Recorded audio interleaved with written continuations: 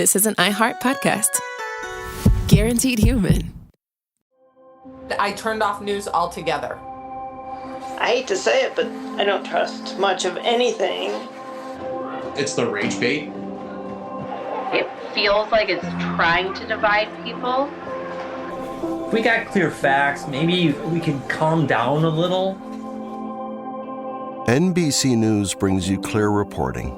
Let's meet at the facts. Let's move forward from there. NBC News, reporting for America. In business, there's no room for guesswork. Every shipment matters. Every deadline counts. When you're trying to keep operations running smoothly, the last thing you need is uncertainty. That's why reliability is at the core of USPS Ground Advantage. Each package moves through a secure, nationwide network tracked from dock to door with affordable, upfront pricing and delivery you can depend on. Because knowing your logistics are handled lets you focus on everything else. Visit USPS.com/Ground Advantage to start shipping with confidence. USPS Ground Advantage. When Kohler, global design leader in luxurious kitchen and bath products, asked me to be their ambassador for timeless, elegant, durable cast iron, I said, I'm in. Soon after, I was in their Kohler, Wisconsin foundry, watching molten iron poured, enamel applied by hand, and the beautiful finished pieces ready to ship. Since 1883, Kohler cast iron has been crafted by incredible artisans, and seeing it firsthand gave me a whole new appreciation for their craftsmanship. Now, I'm proud to lend my stamp of approval to my favorite Kohler cast iron products for their durability, beauty, and enduring style. Shop my curated picks at Kohler.com. As the Kohler cast iron ambassador, I say, long live cast iron. Oh boy, it's time for one of my favorite episodes, How Monopoly Works. This one was way more interesting than I ever understood. There's a lot more to Monopoly, and just as a little aside, if you think that the Monopoly man wore a monocle, you're wrong. You're thinking of Mr. Peanut. Plus also it makes sense that he would be wearing a monocle. It's a bit of a crime that he wasn't. At any rate, here's the episode on Monopoly. Welcome to Stuff You Should Know from HowStuffWorks.com.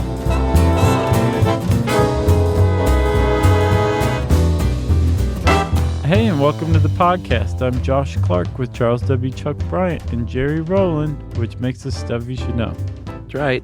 Got on my top hat and my cane. Your monocle? My monocle. Does he have a monocle? I thought it was, no, that's Mr. Peanut. Oh, yeah. Not Mr. Monopoly. And I think Mr. Pringle has a monocle too, doesn't he? Oh. Or no, he just has a mustache. Yeah. Mr. Monopoly doesn't have a monocle, huh? I don't think so. Huh. You'd think we'd know. We do not, but I do know this. Mr. Monopoly is a nickname for that man. That's right. His born name, his given name by his parents is Rich Uncle Pennybags. 3 names. So Uncle would be his middle name. Yeah. Well, he even has a regular name, too.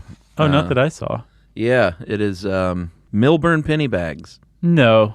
Yeah, there was a book published, and this is one of those after-the-fact deals called The Monopoly Companion. Uh-huh.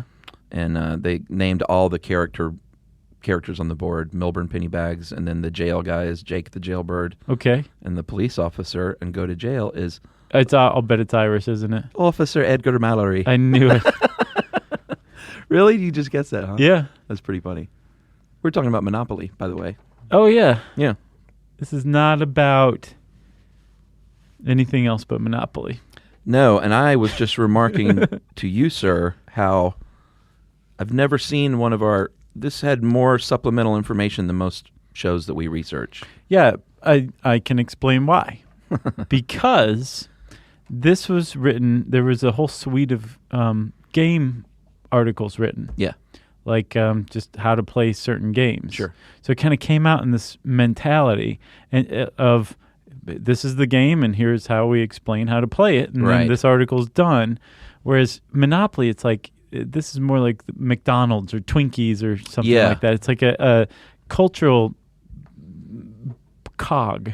Yeah. I mean, there's so much extra junk, history, and I mean, you talk about the different versions. It's ridiculous. Milburn Pennybags? Yeah.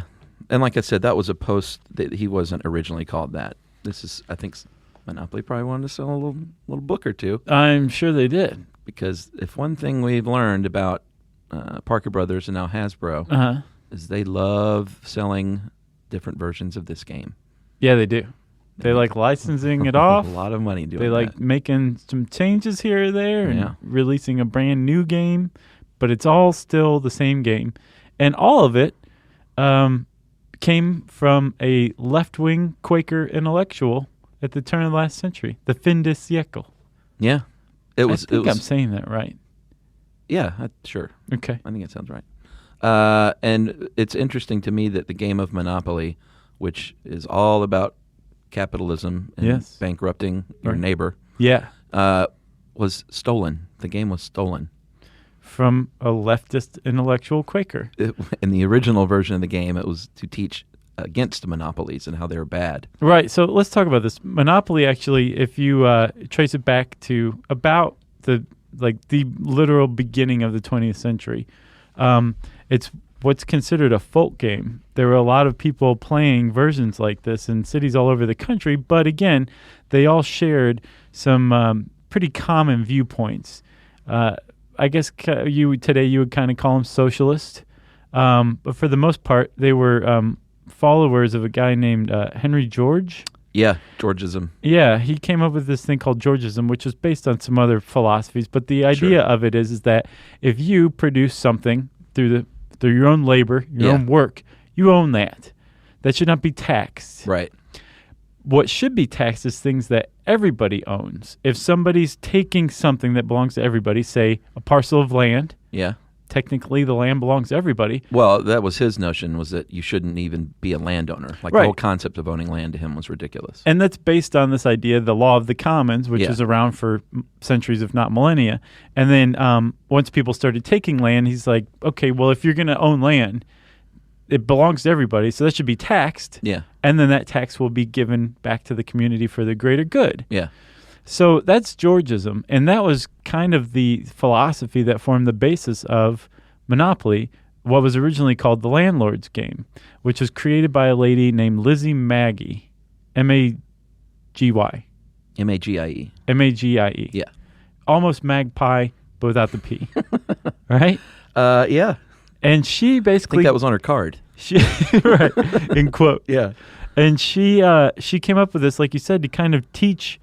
so you could go and be a rich landowner and bankrupt other people and exploit the poor who need your help, who need a decent place to stay. And you could see yourself like the evils of capitalism. But she actually came up with two sets of rules for the same game. One was where you got as rich as you could at the expense of everybody else. Yeah. The other was basically the community benefited. And you can kind of see that today in these weird things like community chest. Like, why would I want to, pay into this pot? I don't care about the community. Now it's a bad thing. Yeah. In her original version, it was a good thing. Like the community won. Right. And that was the basis of the whole thing. Yeah, which is really ironic. It is. Yeah, like you said, she created two versions, and she said, one of the quotes from her is, "It is a practical demonstration of the present system of land grabbing with all its usual outcomes and consequences." So it was kind of to teach people lessons, and she had it stolen from her. Basically. She did. Luckily, Lizzie Magie was smart enough to patent this game. It became just kind of a trendy thing. Again, like if you were into socialism at the time and you were on the East Coast, you probably hung out at a friend's house and played this game at some point in some incarnation or another. Yeah, it was really popular. Like you said, like people made up some of their own rules, but it was, if you look at the original Landlord's Game board, it looks a lot like the current Monopoly. I mean, similar at least. Yeah, and apparently a lot of the rules that make the game a lot more enjoyable today came from Lizzie's Quaker friends. Like, for example, the original plots of land were up for auction, for bid. Yeah, yeah. Quakers prefer silence, so they just put a fixed price on a piece of land so there wouldn't be a loud, obnoxious bidding war. Yeah. They also instituted tokens. fun tokens before they were just boring pawns. Yeah, like household objects, which, that's why the thimble is in there and originally the iron. Yeah. We'll get to those in a minute, but I know. It's pretty exciting. And then so this thing's being played, and Lizzie Maggie holds the patent, but she's not exactly like cracking down on any kind of infringement, really. No, well, she pitched it to Parker Brothers, and they said no. Yeah, so she just kind of went on doing her own thing. So there's another lady, actually, that figures into this, a lady named Ruth Hoskins, and she was one of the ones who caught on in the Philadelphia, Atlantic City area with her Quaker friends. Two of them in particular, Jesse and Eugene Rayford, and they are the ones who changed some of the rules to make it look more like the Monopoly we know. They taught it to a friend named Todd, and Todd taught it to his friend named Charles Darrow, and that's where the story takes a kind of a seedy turn. Well, actually, that's where the Parker Brothers official version begins, ironically. Yeah. Things turn seedy. If you go to their Parker website. Brothers is like, hey, this is where our story begins. Yeah, the inventor of Monopoly, Charles Darrow. Right. So he was like a radiator salesman during the Depression. This is the 30s, right? Yeah. I mean, it was, ironically, again, during the Depression, this game really caught hold. Well, supposedly that's what caught the Parker Brothers' attention, was that this guy came to them to sell him this game, which he had stolen. Yeah, apparently he didn't innovate it at all. He kind of just copied it and packaged it. Right. And said, hey, what do you think of this? And the Parker Brothers said, we don't think too much of it. Like, how does the game end? We don't know what's going on here. So let's just, you just go your own way. So Charles Darrow went off and started selling it at this Wanamaker's department store in Philadelphia. Yeah, without patenting it. Right. Yeah. And the Parker Brothers said, you know what? It's the Depression. Can you believe it? We're not going to have any kind of economic woes like this for another 70, 80 years. Yeah. And this guy's selling these things like hotcakes. You know what, sir? We will buy your idea from you. And Charles Darrow apparently said, well, that's great. Yeah. Give me the money first, and then I'll tell you the second part of the story. Yeah. And they gave him a bag of money with a dollar sign on it, much like the ones that rich Uncle Pennybags likes. Yeah. And he said, okay, we also need to buy the patent off from this lady named Lizzie Maggie. Yeah, which they did. The game was still stolen, I say, even though that they eventually did pay her money. Yeah. But part of the deal was they said they agreed to buy her patent and said, you know what, we'll sell a few of your other game ideas too. None of those ever went anywhere, and she was sort of lost to history. Yeah. Except for people who do a little bit of digging. Yeah, and we actually have a guy named Ralph to thank for doing that digging initially. We'll talk about him later. Oh, yeah, that's right. Yeah, because he's the one who came up with the unofficial history and really tracked it down. Boy, there's a lot of teases in this one so far. So the Parker Brothers now own the game, and it becomes a huge hit virtually off the bat. In the 30s is when they bought it and started really printing it. Yeah, and the game is based on Atlantic City. Those are the properties, and that's because that was the area where it became popular. Right. But this excellent New York Times article you sent, what was the name of it? Monopoly Goes Corporate? Yeah, it was written by, what's the lady's name?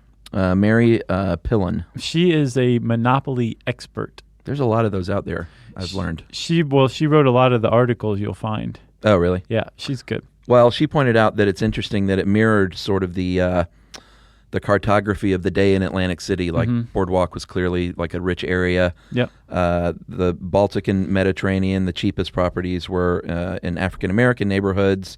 There was a Reading Railroad that transferred people between Philly and Atlantic City. Yeah. And little known fact for our friends in the gay community, New York Avenue was one of the earliest gay scenes in the country. Yeah.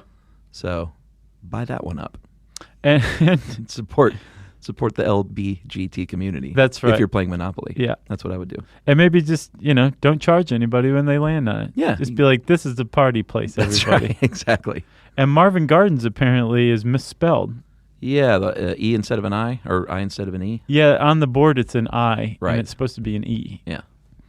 There's a lot of Monopoly facts dropping all around us right now. I know. It's raining thimbles. And before we go any further, though, you want to do a message break? Yes. Okay, we'll be right back, everyone.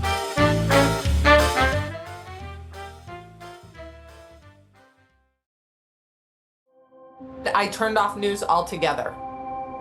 I hate to say it, but I don't trust much of anything. It's the rage bait. It feels like it's trying to divide people. If we got clear facts, maybe we can calm down a little. NBC News brings you clear reporting. Let's meet at the facts. Let's move forward from there. NBC News, reporting for America. Mom, can I have Lingo Kids? Dad, Lingo Kids, please! When did we become the Lingo Kids house? No idea. Last week it was dinosaurs. This week it's... Lingo Kids! Why Lingo Kids? Because it's the best thing ever. We can play games with astronauts, wild animals, and superheroes. With more than 4,000 interactive games, songs, and shows, Lingo Kids is the #1 entertainment platform for young kids. So, no dinosaurs? And dinosaurs! Lingo Kids! Everything kids love. Download it for free. Professional wrestling fans, the action continues every week. Watch TNA Thursday Night Impact every week on AMC. It is like electricity flowing through your veins. Don't miss the adrenaline, the drama, and the total non-stop action. No one can ever be as good as this right here. Don't miss the action of TNA Thursday Night Impact every week on AMC. For showtimes and more information, visit TNAWrestling.com.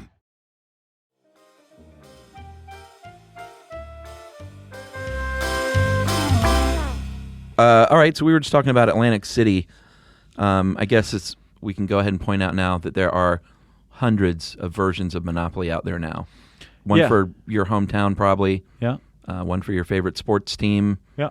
I have personally, my version is a Star Wars Monopoly. Nice. Which is pretty fun. Nice. I guess Hasbro's like, you got some money? Sure, you can license this. Yeah, make your own Monopoly game. Go ahead. There's a Simpsons Monopoly. Mm-hmm. I haven't played it though. And not in addition to the licensed versions that you can find like everywhere. Yeah. They also have like official versions too. Like there's a U.S. version. Yeah. There's a U.K. version. There's a new version that's called Monopoly Here and Now. What does that even mean? Super corporate. Like is this the corporate one? Yeah. Oh, okay. It's like everything is multiplied by I think 1,000. So the dollar amounts are way higher. Is this the one where they replaced the railroads are replaced by airports? Yeah, but is this the one where they replaced corporations for all the properties though? Yes. Like McDonald's and Sony and yeah. God, who would want to play that? Some people do. You know? Yeah. Yeah. I mean, I'm not a purist because I have the Star Wars version, but it's no fun to me to play as Paramount Pictures and to buy the McDonald's property. Yeah. No, that's just me. So there are a bunch of different versions, but the one we're going to talk about, we'll just talk about the normal version with the 2008 rules. Yeah, and there's actually coming soon, later this year, you can go online at My Monopoly and you can design your own board. Is that right? And do like your own neighborhood. Wow. And then they will make it for you. And I think it's like $150 or something. Wow, money bags. You can get. Oh, I'm not going to do it. You'll do the Eastlake Monopoly. I was talking to whoever went and got it. Oh, sure. Yeah, rich Uncle Rich penny bags. That's what you should have said. Rich Uncle penny bag. Penny bags just sounds not that wealthy. Well, actually, I have a bag of pennies on me right now. Forbes has their silly fictional 15 list of the fictional characters' wealth, and he in 2013 was number 13 of 15. Jeez, his stars declined some, huh? Guess who the richest fictional character is? The Incredible Hulk. No, he was not rich. Scrooge McDuck. Oh yeah, well, dude, he had that gold vault. Apparently, 65 billion. Number 2 was Smaug, which I thought was kind of silly. Smaug from like Lord of the Rings. It's a dragon. I think was sitting on a bunch of gold. Gotcha. Carlisle Cullen, number 3. Tony Stark, 4. Charles Foster Kane, number 5. Who is number 3? Carlisle Cullen from Twilight. Who's that? He was the vampire dad of the vampire family. And he's been alive forever, so I guess he just keeps accumulating wealth. Yeah. Bruce Wayne, Richie Rich, Christian Grey. Richie Rich, I forgot about him. He's number 7. He had a robot maid and a crazy, weird scientist friend, didn't he? Sure. Like a Richie Rich robot of himself? I think he had that too, but no, his maid was a robot, wasn't it? That was the Jetsons. No, he had a robot maid too. I believe. Yeah. I thought Monty Burns at number 10 was pretty good. Oh, yeah, that's good.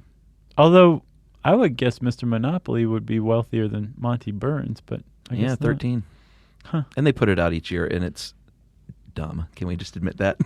I was thrilled by it. Okay. We just spent 3 minutes on it. Yeah, well, that's true. Okay, so Chuckers. Yeah. You want to talk about the rules of the game? Again, 2008 rules, if you are a Monopoly purist, and, I'm sorry. That's just what we're going with. Yeah, well, let's talk about the game board itself, just so. If you haven't played it, I'm surprised, because I think 1 billion people have played the game. Mm-hmm. But if you haven't, when you get your Monopoly game, you're going to open it up and you're going to have a board with all these different properties in a square. You have 2 dice, 12, they call them tokens? That's not the right amount either, is it? No, there's 8. Yeah. I don't understand where they got 12 from unless they're counting ones that maybe were retired or something like that. But when you open the box, there's 12, only though. 8 there. Yeah. There's a, can we go over them? Sure. There's a wheelbarrow, a Scotty dog, Yeah. a top hat, a cat, which replaced the iron in 2013. Yeah. There was a big to-do because Parker Brothers or Hasbro was like, we haven't made a lot of money off of this for a couple months, so let's just do something. Well, they let people vote at least, which is kind of cool. Right, but it was also, did you see the other ones that they were voting for? It was like a robot, like Richie Rich's maid. A guitar. A guitar? Yeah. They didn't make the cut, though. No, they got voted out. And the cat got voted in. Yeah, but the iron got booted. Yeah, it only got 8% of the vote. There's the classic shoe, of course. Or boot. Which is modeled after a 1930s working shoe. Hmm. And I think they've kept it the same. Yeah, that's one of the original ones. The Scotty dog was not one of the originals. It came in the 50s. Yeah, and I think that was supposed to be the companion of Milburn Money Penny. Is that right? Penny bags. Penny bags. I It's know. not. It should be cash bags. Fat stacks. Fat stacks bag. There was a cannon, which has since been retired. Yeah. And they apparently, thought it was too militaristic? Well, it was the cannon and the Battleship? Yeah, they were from a failed game called Conflict, and they were like, well, we got all these pieces. So Oh, yeah. let's just throw them in Monopoly for now. Right. It's pretty smart. But they phased the cannon out because it was just too overtly violent? It just says without any fanfare or vote or campaign. So probably, yeah, that'd be my guess. If it's hush-hush, yeah, it's probably because of violence. There's a conspiracy afoot. There's the race car. Yeah. It's every little kid's favorite. Which apparently had a number 3 on the side for a little while.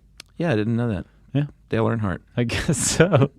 Her purse has been retired. Yeah. The rocking horse was retired. Yep.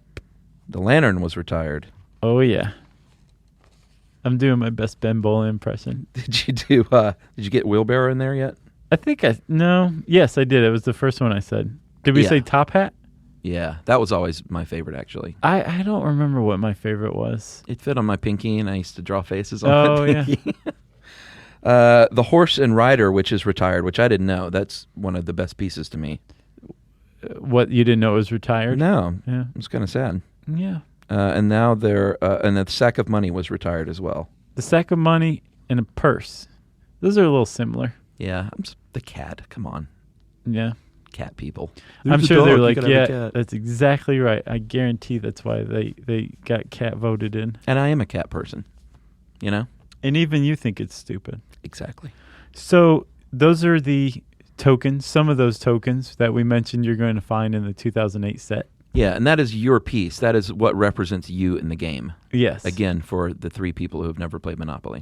Right. Yeah, because supposedly, at least as far as Hasbro calculates, over 1 billion people have played Monopoly. And frankly, I'm surprised it's that low. It sounds like an old number. Yeah. Okay, so you've got the box open. You got the board. You got 2 dice. You got the tokens. 32 houses. Yeah. And 12 hotels. Yeah. 16 chance cards, 16 community chest cards. Yeah. A title deed card for each property. It's got the information on it, like how much it costs to purchase, how much rent is, depending on how many houses or hotels you have on it. Yeah, what the mortgage value is worth. That's right.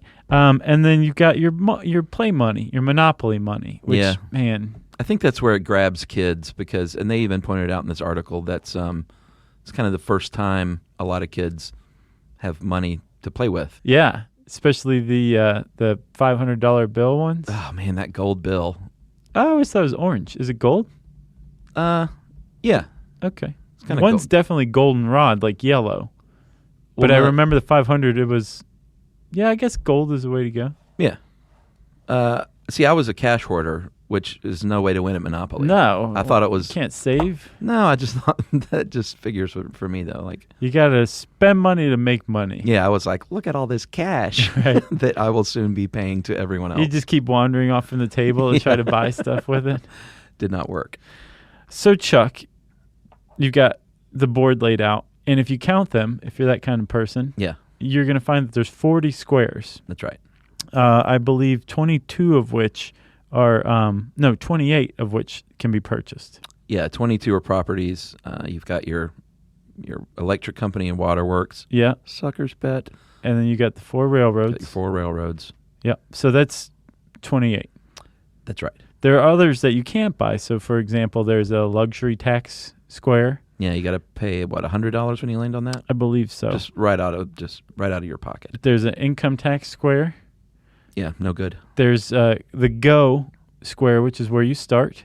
That's and right. then when you come back around, you collect $200, which is in Monopoly called your salary. That's right. I never knew that. I didn't either. And there's a lot of rules in here. And I guess it's a good time to point out, Monopoly is one of those games where house rules are highly encouraged. Mm-hmm. And a lot of the fun of the game. And in fact, to make more money, Monopoly this year are incorporating the top house rules as voted on by fans as official rules for this one version. In a $70 hardback book. I don't see why. A lot of people were incensed. They were like, no one plays by the real rules anyway, so why bother packaging it and selling it? Right. And they went, I think you just said the word sell. Did someone say sell? Therein lies the answer. So you've got, there's 40 squares, but there's actually 41 places you can go to on the board because jail is divided into 2 squares. That's right. You got the jail with the jailbird. What's his name? I can't remember. Johnny Jake. Jailbird or something? Jake the jailbird. Right, okay. Which is where Jake the jailbird is, and then you've got the lower part of it. It's just visiting. Yeah, if you want to visit Jake, give him a bunt cake with the nail file in it. Right. It'd be very old school. Or a Monopoly set with maybe a map with an escape route embedded in it. Hey, that sounds familiar. Yeah, POWs in World War II were given such Monopoly sets. True. Which is strange to me. It's like, were the Nazis allowing Monopoly sets to be delivered to POWs? Is that what I'm seeing here? Yeah. Maybe it was the Burmese. No, I mean, you've seen the like the Great Escape on the war prison camps in World War II. It seemed like a lot of them, they let them like garden and they were kind of chummy with them. You saw Hogan's Heroes. I saw Hogan's Heroes. I didn't put a lot of stock into it. Yeah. But yeah, no, I just figured they played soccer. Maybe the Japanese or the Burmese or the Italians I could see like saying like, yeah, hey, bring some Monopoly and who cares? But the Nazis I would think would, I just don't see that. Yeah, I'm not saying it was a walk in the park, but I think from the depiction and like I said, like the Great Escape, it's not like Vietnam prison camp. Oh yeah, you know, like they weren't playing soccer. Or Monopoly. Right. They were playing Survive Another Day, that game. Yeah. And I'm not making light of that, by the way. Oh, I didn't think you were. And I'm basing everything on war movies, so right. I'm probably wrong anyway. I've seen Uncommon Valor. That was a good movie. That was a great movie. It doesn't age well, though. Really? No. Remember that menu with the gun silhouettes on it? Oh, yeah. And when you're 12, you're like, oh, my God. Yeah. It's like, I would buy that one and that one. Yeah. All right, so where were we? We were talking about the board itself. Yes. And the different squares. Yes, there are the cards that you can draw as well, community chest and chance squares, When you land on these, you draw a card from one of those two piles, and there are various things in there, like you won a fashion modeling contest. You get $10. Isn't there a dog show one in there too? I think there's probably a dog show. Yeah. And there's also, you have street repairs or those are big time. General repairs, and that's based on your properties that you own. That's right. They can percentage. They can hit you pretty hard. Yeah. Yeah. Just like in real life. That's right. And that's funny because the Monopoly, what was her name? Lizzie Maggie? Yeah. In an interview she gave with some leftist magazine at the time, she said she basically called the thing the game of life. Yeah, that was already taken out. I don't know, was it? Yeah, that's around since the mid 1800s. Oh, okay. That's old. I thought she was being prescient. No, she was being glib. She was making a pop culture reference for the time. Yeah, exactly. But did you know apparently there used to be a square on the Game of Life board for suicide? Really? Yeah, it was a way that you could go. I never really played that. I think I played it a couple of times. I never did either. I always thought it was kind of like you get the whole family in the car and it's like whatever. Yeah, we did. We weren't the biggest game players as families, but we did Monopoly some, and Yahtzee was a big one. Yahtzee was great. That I still enjoy today. I love Yahtzee. Sure. Yeah. We also played this game called Bull, and it was a stock trading game. Oh, yeah? With cards, and it's just now occurring to me that all these games are just teaching you about life. Yeah. It's like Monopoly is nothing but real estate. The game of life is everything. Right. This game Bull was about the stock market. Yeah. Sorry was about sarcastic. Sorry. Yeah. Because you had to say it like a jerk. Right. Candyland, we know what that's all about. Yeah. Drugs, right? Probably. Shoots and Ladders taught you to stay away from snakes. Yeah. Operation taught you how to be a doctor. Sort of. Oh, yeah, that's right. That's where I got my MD. And then, of course, Battleship taught you how to be a warmonger. That's right. So did Risk. And take great pride Risk taught you to be the Antichrist. Yeah, Risk, we should do. There is an article on Risk. I looked it over. It didn't seem as interesting as this one, though. Yeah, I don't know if the history is as interesting for sure. And I mean, isn't that what's interesting about any game? The history of it? Yeah, I think so. So let's talk about the rules, dude. Okay. Let's start at the beginning. We'll start at Go. Go is where you start, and that's where you, like you said, you collect the 200 every time you land on it or pass it. Sometimes house rules, you get 400 for actually landing on it. Oh, yeah? And only 200 for passing it. We never played that way. Makes sense. That's good. But rule. Free parking is where we had house rules. That is a space on the corner of the board where you supposedly, per the official rules, don't do anything. Yeah, there's nothing. It's just a space. But what we did was we donated all the collected taxes and fees and put it under free parking. And if you landed on that, that was like a lottery win. Oh, yeah. And a lot of people play that way. I think I've heard of that one before. Yeah, it was we were a bunch of beep. Never mind. I liked it because it allowed you more money, which is my favorite thing. Right. Cash. It's the lotto.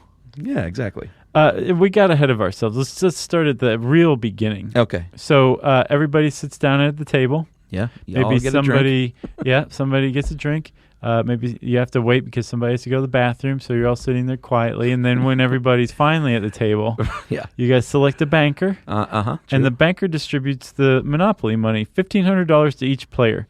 2 500s, 2 100s, 2 50s, 6 20s, and 5 10s, 5 5s, and 5 1s. That's right. $1,500. And the goal of the game that we are getting to here at 30 minutes in is to bankrupt all of your family and friends. That's the whole point. Pretty much. Some people put a time limit because this game can go on forever, and other people say no, you got to finish it by bankrupting everyone, or until the last person is like, I give. Geez, I've got $8. I hate this game. Yeah, that's usually me. Right. And Emily's usually has her foot on my throat. Oh yeah. Yeah, we played 2-person Monopoly, which is just not fun. Yeah, because one of you's gonna lose. No, that's not why. It's just it's a game that's more fun with more people, I think. Yeah, I got you. Yeah. So everybody's got $1,500. You roll the dice to see who goes first. Whoever rolls the highest goes first. Classic move. Then you roll both die and you start moving from the ghost square, and you go clockwise around the board. Yeah. And when you land on a property, this I didn't know. Yeah. Which is kind of a basic rule, I guess, but I never played it this way. When you land on a property, you have the option to buy it. I knew that part. Yeah. But if you decline to buy it, then the property goes up for auction. Not only have I never played it that way, I've never heard of anyone playing it that way. Okay, so it's not just me. Not just you. All right. So I guess during an auction, not only everybody else, but the banker and the person who declined to buy it can bid on it. Which didn't make sense unless you're trying to get it for lower. Can't you start the bidding at wherever? Yes, you can start the bidding anywhere you want. So you could conceivably get it for lower. And if you're playing against somebody who declines to buy something and then starts bidding on it at a lower price, keep an eye on that person because that's a shark. Yeah, they're out to win. Yeah. I hate that rule. Because to me, it's just like, what's the point in rolling and landing on something? I guess right of first refusal, but yeah, I don't know. I don't like it. No, and plus the Quakers were like, we specifically put a price on these things so there wouldn't be a lot of yelling. Yeah. We don't like yelling. They had another game to follow called the Quiet Roof Raising Ceremony. Those are not Quakers. It was fun. That was the Amish. They're different. Oh, don't you think Quakers raise some roofs? Yeah, they do. Ain't no party like a Quaker party. That's right.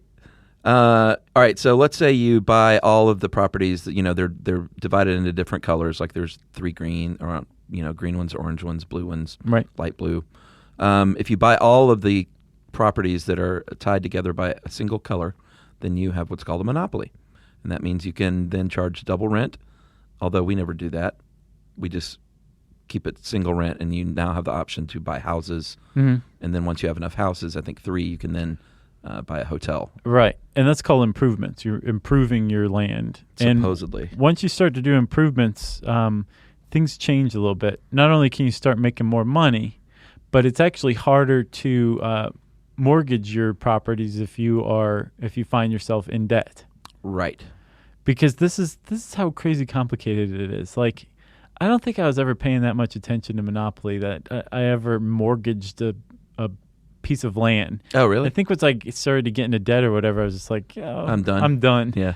But apparently, so if you find yourself indebted, and let's say you have a monopoly, and you want to mortgage, you can mortgage just one of the spots, right? Yes. But to do so, let's say you have a hotel on that piece of land that you're mortgaging, you first have to sell the hotel back to the bank at half price. Yeah. And then you can mortgage the land. You're still, I think, are you collecting rent on that land, or does it go right to the bank? No, that's where you just turn the card over, and it's just, you still technically own it. Right. But you can't collect any rents on it. But you can collect rent and everything on the other 2 pieces of property, or the other one, depending on which one you own. I don't know, really? No, you can. I looked it up. So that doesn't bust up the monopoly? No, it doesn't. Okay. So you still own the monopoly. Gotcha. It's just that one is mortgaged. And then to get it back, you have to pay the bank the mortgage plus 10%. Right. And this is where you can get silly with your house rules if you want. Yeah. Like as far as mortgaging and stuff like that. Because supposedly it's a rule, too, where you can't. The only thing that is not allowed is a personal loan. Right. And I did all kinds of personal loaning because I was Mr. Cash. What were your interest rates? I don't remember. Did you break any usury laws? No, I was a kid, so it was probably just like, just pay me back whenever. 10% or something. I got you. I'm not enough of a. You're not the shark. Kaplan, no. You're not the one who declines to buy something so you can bid on it at a lower price. I'm playing Candyland. I loved Candyland. Actually, I never played that. It was a great game. Was it? Because of the art. Was it crazy? It was beautiful stuff. And then nowadays you look at the Candyland board and you're like, poor kids. Yeah. They don't know what they were missing. I just got a Ticket to Ride game that I haven't played yet. Have you heard of that one? No.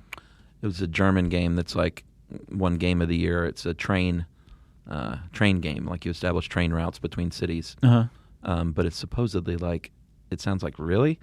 That's fun? But it's supposedly great. I just bled a tear. Did you? At the thought of it. Yeah, it does sound pretty bad. Yeah. But no, it won Game of the Year. Well, hey, those Germans. And watch, people Ticket to Ride enthusiasts will be like, dude, it's the best ever. Oh, I'm sure. We're gonna hear I've heard German game night is like a thing now. Yeah, I think they're a little more heady. Is that what it is? I think so. This seems like I read over the rules the other night, just so I would know what to do, and because you got to the purchaser of the game has to be the game explainer as well. Right. You have to listen to Kraftwerk while you play it? Yeah. Well, you don't have to, but it helps. House rules. Yeah. So, I guess and we said you can do anything but give personal loans, right? That's what the official rules state. So, I can buy from you on the side or something like that, or you can hold something up for auction, whatever anybody's doing. Yeah, and we always played where you had to do that when it was your turn. That makes sense. And that would take your turn as well. Right. Yeah.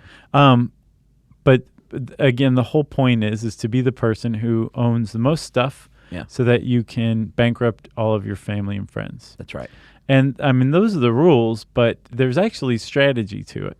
And people pay a lot of attention to this. There's a Monopoly World Championship roughly every 4 years, although the last one was in 2009. Yeah. So we're due. An American lawyer won, right? In 2009, I think? No, I think it was a Swede or a Norwegian man. Okay. Maybe he was the North American. That's what he was. The North American champ. Yeah, and he represented the U.S. in the World Championships. It sounds so silly. Weird. Yeah. Huh. Well, he used the iron. The piece that was retired, Swede? yeah. Yeah, I think the American used the thimble. Gotcha. Terry just laughed. She was like, really? That's a fact that people need? Well, we're trying to really appeal to the purists here, too. We want right. everybody to be engaged. Yeah. All right, so let's do one more message break, and then we'll come back and talk strategy. Stuff you should know. I turned off news altogether. I hate to say it, but I don't trust much of anything. It's the rage bait. It feels like it's trying to divide people. If we got clear facts, maybe we can calm down a little. NBC News brings you clear reporting. Let's meet at the facts. Let's move forward from there. NBC News, reporting for America. Mom, can I have Lingo Kids? Dad, Lingo Kids, please! When did we become the Lingo Kids house? No idea. Last week it was dinosaurs. This week it's... Lingo Kids! Why Lingo Kids? Because it's the best thing ever. We can play games with astronauts, wild animals, and superheroes. With more than 4,000 interactive games, songs, and shows, Lingo Kids is the #1 entertainment platform for young kids. So, no dinosaurs? And dinosaurs! Lingo Kids! Everything kids love. Download it for free. Professional wrestling fans, the action continues every week. This is total nonstop action. TNA Thursday Night Impact every week on AMC. For showtimes and more information, visit TNAWrestling.com. Stuff you should know. Okay, Chugger, so again, the point, bankrupt everybody. Bankrupt everybody. But there's techniques that you can use to more efficiently bankrupt people. Like the overall, the best strategy, the basic strategy is to buy everything every chance you have. Yeah, I mean, I looked up. There's a lot of different people's strategies and opinions online. I did find this one from a guy, and that was his strategy, is buy everything. It doesn't matter what it is. Right. Even the sucker's bet, the electric company and the waterworks. Yeah, which don't pay off, really. He said buy it all and never have more than $100 in cash is his rule. Wow. He says the #1 mistake people make is hoarding cash like I did. Yeah, you're making the #1 mistake. That's right. And he says that buy everything and do whatever it takes to get a monopoly, even a bad one. Like he will trade to get a bad monopoly and give someone a good monopoly even, as long as he gets the monopoly. Oh, gotcha. And he says it's fine because then, you two will probably take out everyone else. The point is just to get a monopoly and improve it as fast as you can. So supposedly, though, a general rule of thumb among hardcore Monopoly players is that while you're improving your monopoly, your properties, by adding houses or whatever, you want to stop at 3 houses. Yes. Because the jump from the 3rd house to the hotel is financially, it doesn't pay off usually. It's over improvement. Yeah. Just like in your home. Don't build that $80,000 kitchen because you're not going to get your money back on that. Right. So 3 houses. This guy Doesn't subscribe to that. He buys everything and puts hotels on it. Yeah, he says as soon as he gets his first Monopoly, he mortgages everything else to get cash back, right? And then uses that cash to improve. Wow, which I thought was a little risky. Yeah, a couple of bad rolls. I mean, it's a game of strategy, but at the end of the day, you're rolling dice. And so it is very much a game of chance. I'll bet that guy feels like he's on the back of a Pegasus, though, the whole game. Like, he's just thrilled. He claims to have beaten... out there on the edge. He claims to have won a game in 12 minutes one time, which I thought was tooting his own horn a bit. Yeah, sure. But regular strategy, you're right. They say 3 houses is the max you should go. And then there's also some that you should avoid, even though they seem like very tempting. We already said the electric company and the water company, the utilities. Yeah. They the most you can get for rent from landing on them is 10 times the roll of the dice, which is $120. But That's it also with a means max roll. It could be as low as $20. Yeah. So, I mean, this guy would probably say, well, hey, it was worth it. Like, I still own them, and I'm still making money if somebody lands on them. But a lot of, again, the Monopoly purists say just stay away from them. Yeah. And you also may want to stay away from the most expensive ones, Boardwalk and Park Place. Yeah, there are only 2 of them, and they just don't get landed on very much. Yeah, so think about it. Right out of the gate, when you're thinking of probabilities, the fact that there's 2 of these properties rather than 3 means that another player is less likely to land on your Monopoly because there's 2 instead of 3. So that's one problem. Yeah. The other problem is placement, where they are. They're right after Go. Yeah, right before Go. Yeah, so it's at the end of the board, essentially. No, I'm sorry. They're right before Jail? No, they're right before Go. They're right before Go. Okay. So that means that most players are going to, they're going to pass them for sure whenever they hit that. Go directly to Go. Exactly. Yeah. So that means that your Monopoly is going to be passed over. The likelihood of making your money back, recouping it, especially if they're improved to the hilt, like a really fancy hotel. Sure. Means that it's a lot of money. Yeah, you've probably sunk a lot of money unwisely into those. You want to go for some other ones. Yeah, supposedly, and there are people that have done. There was this one guy. If you really want to get into Monopoly, this dude, I don't even know his name, but just look up probabilities in the game of Monopoly. And Scientific American in the mid-'90s did an article that talked about probabilities of landing on different spaces. Right. But they excluded community chest and chance and being sent to jail. So this guy said, I took all of that and included everything. Mm-hmm. And he has statistical charts, long-term probabilities for ending up on each square, expected income per opponent roll. Yeah. Average income per roll, expected number of opponent roll to recoup incremental costs, to recoup mortgages. So it's the name of his website, by the way, is monopoliwasfun.com. It totally should be. But if you just want to do some basic probabilities, the orange properties are landed on more than anyone else. Yes, and why, Chuck? Because they are after jail. Yeah, so 6, 8, and 9 spaces after jail. Yeah, so if you get sent to jail, which is going to happen at some point, and we didn't talk about jail. We'll talk about that. Okay. Then chances are you're going to hit one of those orange squares on your way out of jail. Yeah, because you're rolling with 2 dice, so you're much more likely to roll like a 6, 8, or a 9 than you are like a 2 or a 3 or a 1. Yeah. It's not even possible to roll a 1. Try it, you can't. You can't unless you eat one of the dice. Right. And in which case, unless it's a house rule, everybody's going to yell at you and have to wait around until you poop it out to keep playing. Actually, our rule was you had to roll the child in. The what? The child who ate the dice. Oh, yeah. Just shake them up. Yeah. Yep. All right. So jail is on the corner of the board, and there are a few different ways you can go there. You can draw a go to jail card. Right. You can throw 3 doubles in a row and go to jail. Yeah. Which I never understood because that's a good thing. I guess, but it's also the sign of the devil, so that's why you have to go to jail for a little while to be cleansed. That's right. Or there's a square marked go to jail, and you can land on that and go to jail. You can also get out in 3 ways. You can have that get out of jail free card. If you draw that, you can hold on to it. We could sell it, although I think that's a house rule. Mm-hmm. You could sell it to a friend or enemy.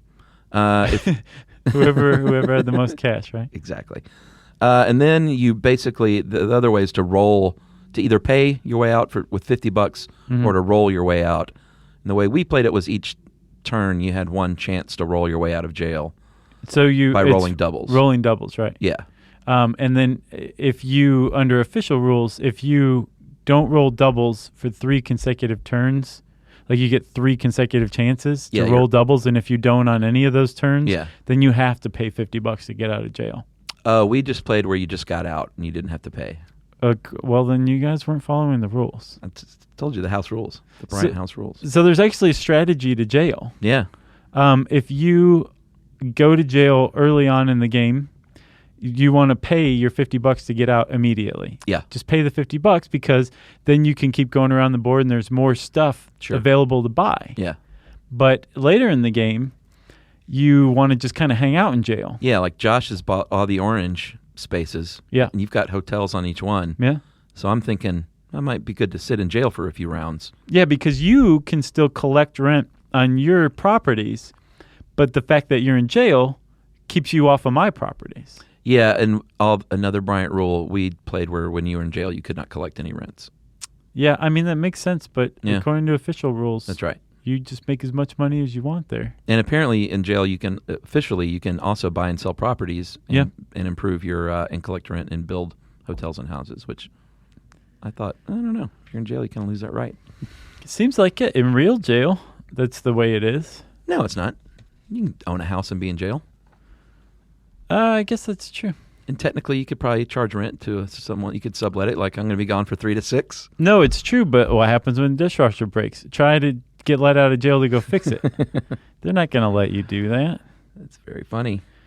But it's true, too. Probability experts also say you get a good return on buying all of the railroads because they're pretty cheap. There's one on each side. Mm-hmm. And once you have once you own all of them, they're $200 in rent. So that's not too bad. Not too shabby. No. But to me, the reason monopolies are valuable is because they're in a row, whereas the railroads are spaced out. Right. And our friend, the strategist, who thinks he invented the game, says, but what you have to remember is none of these strategies matter because you're playing, it's a game of people and personalities. So he said you got to sit back and watch the different personalities emerge and then manipulate that. Gotcha. Like the cash hoarder versus the shark. And right. He's like, you're really playing against people. Man, that's interesting. I thought so. Okay. So let's talk about another friend, an economist friend. His name is Ralph Ansbach. Yes. And he, back in the 70s, had a game called Anti-Monopoly. Yeah, he was an econ professor at San Francisco State. That's right. And made his own real game. Like he didn't just draw it up on paper. Like he started a little small business. Right. And manufactured it. Apparently sold about 200,000 copies of it, right out of the gate. Yeah. Like it just hit a nerve. It was called Anti-Monopoly, and the whole point of it was to break up monopolies rather than build monopolies. Yeah, the beginning of the game is essentially the end of a regular game. Like everyone starts off with monopolies, and instead of real estate and utilities, in Anti-Monopoly, they had their individual businesses that have been brought under a single ownership, and you take the role of federal caseworker and bring indictments against monopolized businesses. That's right. In order to return the board to a free market system. You have to wear sensible shoes. It sounds awesome. Yeah, well, and he came up with this because he was trying to apparently explain to his son what was wrong and bad about monopolies. Right. And I suspect capitalism to a certain extent. And he came up with this game instead. Like I said, sold a substantial amount, 200,000 copies of a game, especially back in the 70s. That was pretty good. As a startup? Yeah. And it caught Parker Brothers' attention enough that they sent him a cease and desist letter, took him to court, got a court order for him to hand over his 37,000 copies that he had in his warehouse. And Parker Brothers went and unceremoniously buried him in a landfill in Minnesota. Yeah. So Ralph didn't cotton to this very much. He didn't like that. He doesn't like to be pushed around. I get the impression. No, I mean, a guy who makes anti-monopoly is not going to cave in to the courts initially. And he did so like very much at his own financial detriment. He had a very expensive team of lawyers at first, and spent quite a bit of money fighting Parker Brothers for the right to use anti-monopoly. And it wasn't really going anywhere, and he was losing a lot of money. So he started to do legwork himself. Found a lawyer friend who worked on the cheap for him, and that's when things started taking off. Yeah, I mean, he basically uncovered the lie that it was invented by Charles Darrow. Yeah. He found out that the game was essentially in the public domain, or should have been, and went all the way to the Supreme Court and won.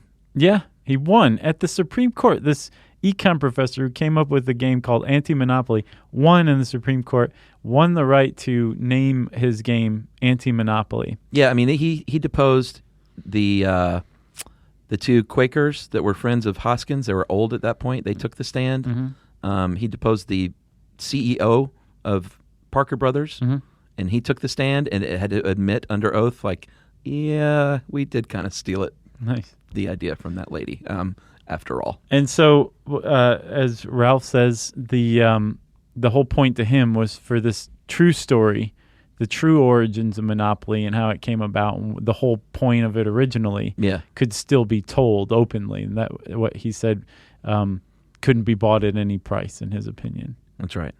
So way to go, Ralph. Yeah, he wrote a book awkwardly titled The $1 Billion Monopoly and Swindle, during a David and Goliath battle, Anti-Monopoly uncovers the secret history of Monopoly. That's a little clunky. But it's still around. In 1984, there was a new version called Anti-Monopoly 2, where you could actually be a monopolist or a competitor. So you got to choose, which I thought was interesting. And if you chose the competitor, you charge lower rents and you can improve property at any time. But if you're a monopolist, you have to own at least two properties before in a group before building houses and charge a lot higher rent. So I think you're like playing against the two systems within the same game. That's really interesting. Yeah, I might grab one of these and see what it's like. Yeah, maybe. Tell everybody it's German. You got anything else? I got nothing else. I do. The longest Monopoly game of all time, 70 days. I played a game of Risk that seemed like it lasted that long once. It may have. It didn't last that long, but it lasted a weekend. Oh, okay. And Monopoly, I don't have the patience for that. I'll just give up. I'll take my fake cash, and go home. Yeah. Your hoard of it? Yeah. You're like, oh, I just saved all this money. That's right, and I own the utilities. If you want to learn more about Monopoly, including how to play, if you don't like house rules, but you also don't feel like looking at the official rule book, you can just go on to How Stuff Works. Yeah. And check out the rules that is in this article. Just type Monopoly in the search bar at howstuffworks.com. And since I said search bar, it's time for what, listener mail? Yes. Okay.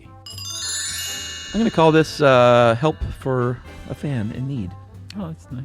Hey guys, I want some help, please. My wife and I are expecting our first kid this summer, and 13 days ago we also found out that my wife has stage 4 breast cancer. So we are spending our third trimester getting chemo. My goodness. I know. We're going to kick cancer in the butt, we have no doubt, but we're scared and overwhelmed, obviously. We're doing chemo now, then we'll have the baby get more chemo, then bilateral mastectomy, then radiation. We have great doctors and great friends and family, so even in the face of this, we feel very lucky. And by the way, I got a follow-up more recently that says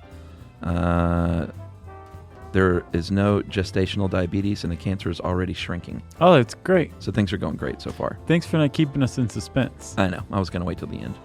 And he asked for a couple of favors. He said, first of all, if you want to follow and promote my Tumblr to keep people updated, it is http://Gallafreakedeki, GALLI FREEKYDEEKY.tumblr.com. Okay. He says we're huge nerds and Doctor Who fans, so that was lost on me. Some Doctor Who reference, I guess. Apparently so. Does it have to do with the phone booth, maybe? That's the only thing you know about Doctor Who. Same here. Yeah. Secondly, I'm biking 150 miles to raise money. And could you plug that? And you can go to goo.gl/2WJZXQ. These people don't like normal words. Well, that's one of those shortened URLs. Oh, I see. It's a goo. Gotcha. And then third, how about a shout out? I think that's what we're doing here. My wife is a little shy, so just use her nickname, the Mayor. Oh, that's hilarious. She wears a sash during chemo and childbirth. I guess so. I mean, I call Emily the boss, so I guess it's the same. The Mayor. Yeah. But the Mayor is like the boss of several bosses, I would guess.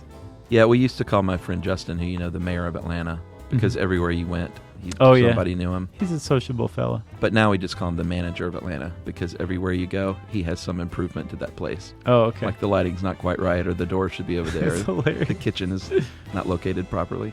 Those Brits. Yeah.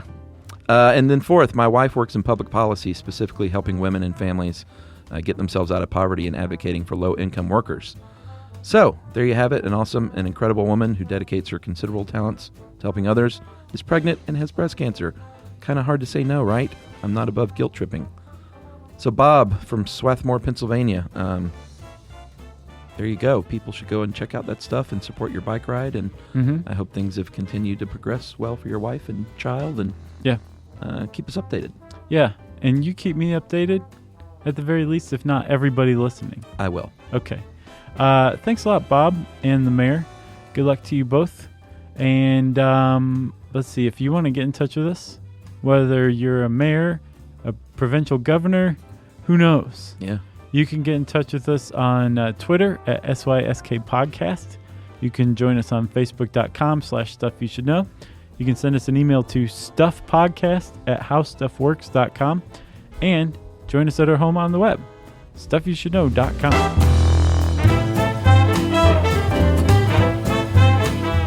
For more on this and thousands of other topics, visit howstuffworks.com.